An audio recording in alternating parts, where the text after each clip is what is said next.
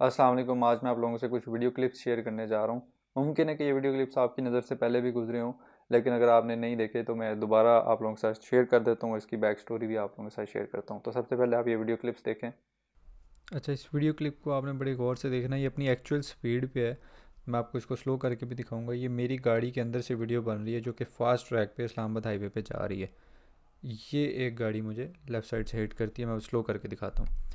आप इसमें एक चीज़ नोटिस करें, मेरे लेफ़्ट पे क्या है। ये एक कैरी डिब्बा है जिसको मैं क्रॉस करूँगा, उसके आगे मेहरान है, और मेरे लेफ़्ट राइट पे कहीं पे भी कोई होंडा सिविक नहीं है। ठीक है, अब ये सेकंड लेन है, इसमें ये गाड़ी है। ये सेकंड में मैंने करोला को क्रॉस किया, उधर तक सिविक नहीं है। अब ये सिविक आती है थर्ड लेन से, और ये जगह ही नहीं थी जहाँ से इसने गाड़ी डाली, और इसने मुझे हिट किया, और ये गाड़ी मेरी दरख्त में जाके लगी। इसमें आप लोग बताएं कि मेरा कोई कसूर है?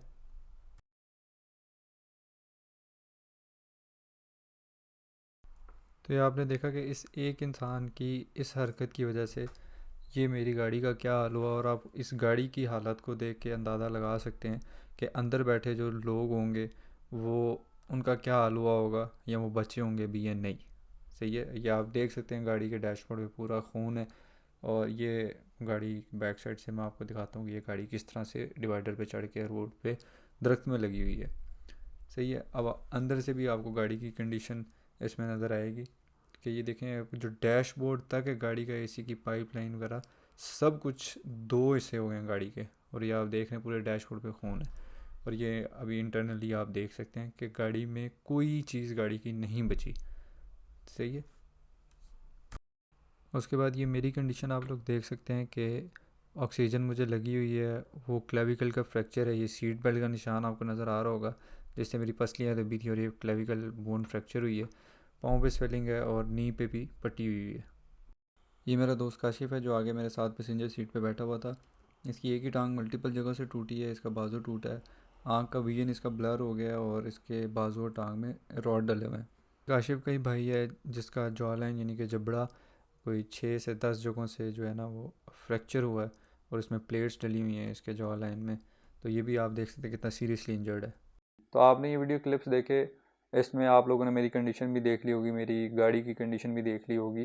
तो ये बेसिकली इंसिडेंट हुआ था आज से ठीक 1 साल पहले, 13 मार्च 2022 को।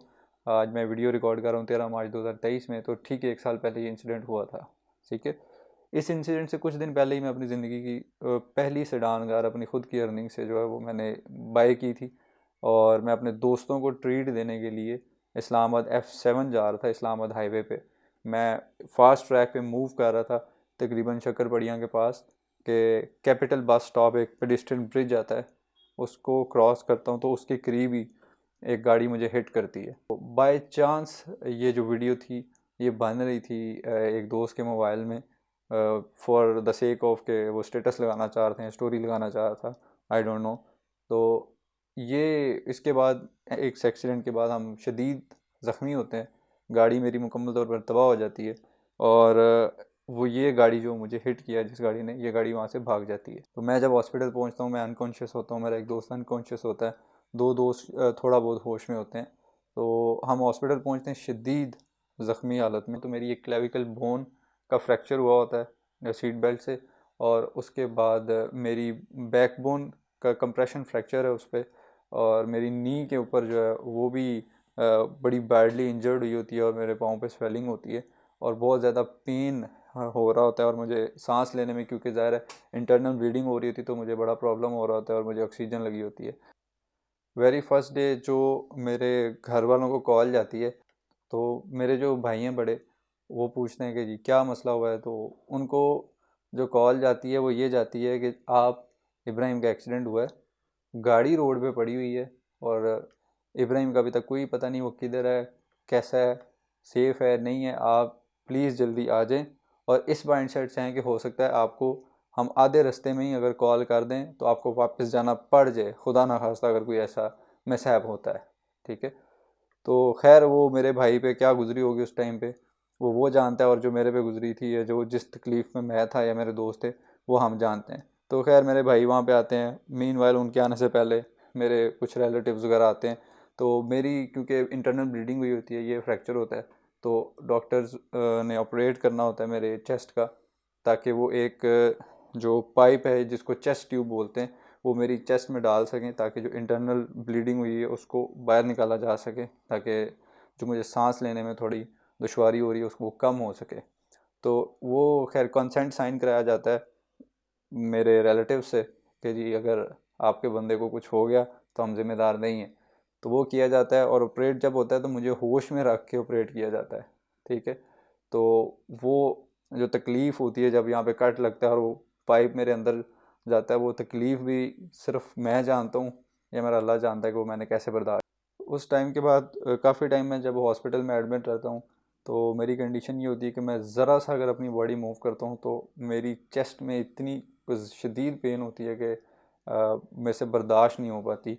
और तकरीबन 6 दिन के करीब जो है ना मुझे कुछ खाना अलाउड नहीं होता डॉक्टर्स की तरफ से, कुछ पीना अलाउड नहीं होता जब तक वो चेस्ट ट्यूब मेरे अंदर रहती है, क्योंकि उसमें रिस्क होता है कि अगर कुछ अंदर जाएगा तो मेरी कंडीशन ख़राब हो सकती है। तो मुझे ड्रिप्स लगा के जो है ना वो ज़िंदा रखा जाता है, और फिर हर 6 घंटे बाद जो है ना मुझे पेन किलर लग रहा होता है पेन को कंट्रोल करने के लिए। तो इतनी सीवियर कंडीशन के बाद बहुत दफ़ा बीच में तबीयत मेरी बिगड़ी, लेकिन समहाउ अल्लाह ताला का करम हुआ कि मैं आहिस्ता आहिस्ता रिकवर करना शुरू हो गया। उसके बाद होता ये है कि ये वीडियो जो है हमें जब हम ठीक होते हैं, ज़ाहिर है अगर हमारी गाड़ी की हालत हो गई होती है और मेरी गाड़ी में से क्योंकि मेरा आईफोन जो है वो चोरी हो गया होता है, दूसरा एक दोस्त है उसका मोबाइल मुकम्मल तौर पे टूट फूट गया होता है। तो जब हम कुछ 6-8 महीने बाद खुद ठीक होते हैं, थोड़ा चलने फिरने के काबिल होते हैं, तो मेरा दोस्त अपना मोबाइल फ़ोन जो है ना वो रिपेयर कराने की कोशिश करता है, और उसमें से समहाउ किसी तरीके से ना कोई डाटा रिकवर होता है, और उस डाटा में एक वीडियो पड़ी होती है जो कि उसको भी नहीं पता होता कि मोबाइल में पड़ी थी। तो वो वीडियो जब देखी तो वो एक्सीडेंट से एग्जैक्ट पहले की कुछ ही टाइम पहले की वीडियो थी, और जब वो वीडियो हमने देखी तो उसमें हमें एग्जैक्ट एक एविडेंस मिल गया कि ये एक्सीडेंट कैसे हुआ, और जिस गाड़ी ने किया वो गाड़ी कौन सी थी, उसका नंबर क्या था। और फिर उसको ज़ाहिर है फिर हमने फॉलो अप किया, पुलिस में हमने एफआईआर वगैरह करवाई, कोशिश की। एंड फर्दर ऑन हम जब असल बंदे तक पहुँचे, अपने मुलजिम तक, तो हमने एफआईआर करवाने के बाद उसको ज़ाहिर है नामज़द किया। काफ़ी ज़्यादा भाग दौड़ के बाद होता ये है कि जो असल मुलजिम है उसका जो छोटा भाई है वो अपनी प्री अरेस्ट बेल लगा देता है सेशन कोर्ट में, एडिशनल सेशन जज के पास। तो उसमें जो है हम उसको कंटेस्ट करते हैं, लेकिन हम उसमें बताते हैं कि हमारा जो असल मुलजिम है वो ये है, लेकिन इस बंदे ने हमारे केस को ख़राब करने की कोशिश की है। समहाउ उस पर जो है उसको बेल मिल जाती है छोटे भाई को, लेकिन जो असल मुलजिम था उसके पास ड्राइविंग लाइसेंस भी नहीं था। बाद में उसके ऊपर जब प्रोसीडिंग होती है और एविडेंसेस भी ज़ाहिर है उसके ख़िलाफ़ जा रहे होते हैं सारे जो हमने कलेक्ट किए हैं सो फॉर, तो उसकी प्री अरेस्ट बेल जो वो कैंसिल हो जाती है सेशन कोर्ट से, एडिशनल सेशन कोर्ट से। तो फिर वो अरेस्ट होने के बाद, कोर्ट से अरेस्ट होता है और अरेस्ट होने के बाद वो जेल जाता है, और जेल में कोई मेरे ख्याल 5-6 दिन रहने के बाद उसने वो लगाई होती है after arrest bail civil court में। तो सिविल कोर्ट से उसको समहाउ किसी ग्राउंड पे जो है वो बेल मिल जाती है। एंड अभी तक की जो प्रोग्रेस है वो हमारी ये है। सिविल कोर्ट के बाद अभी सेशन कोर्ट में हमारी जो बेल कैंसलेशन की अपील है वो लगी हुई है, और उसके ऊपर प्रोसीडिंग चलनी है। अभी डेट है कुछ ही टाइम में।